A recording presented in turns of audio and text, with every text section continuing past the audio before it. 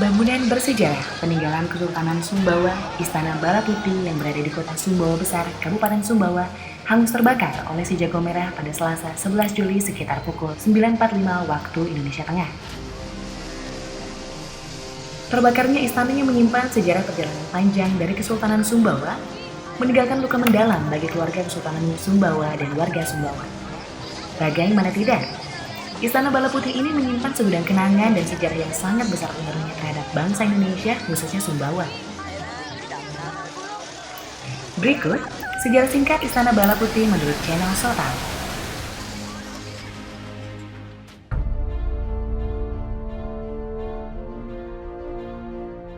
Istana Bala Putih selesai dibangun pada tahun 1931 dan ditempati oleh sang ayah, Sultan Kaharudin III setahun berselang pada masa Swatantra atau pemerintahan sendiri.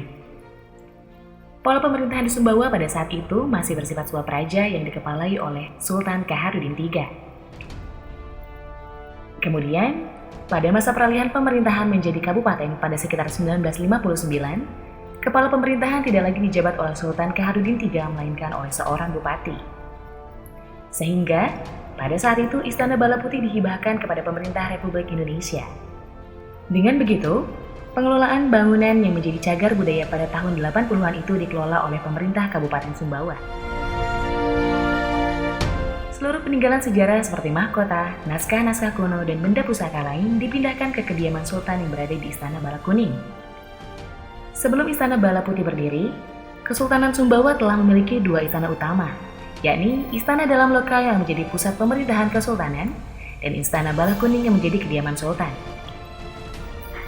Pada tahun 1931, Sultan Kaharudin III menggagas pembangunan Istana Bala Putih dengan tujuan membentuk pemerintahan modern. Hal ini terlihat dari konsep bangunan yang terinspirasi dari arsitektur Perancis.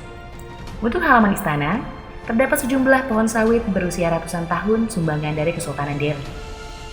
Saat ini, Istana Bala Putih yang dikenal dengan Wisma Praja yang berada di Komplek Pendopo Bupati Sumbawa hanya difungsikan sebagai tempat pertemuan untuk rapat atau event tertentu saja.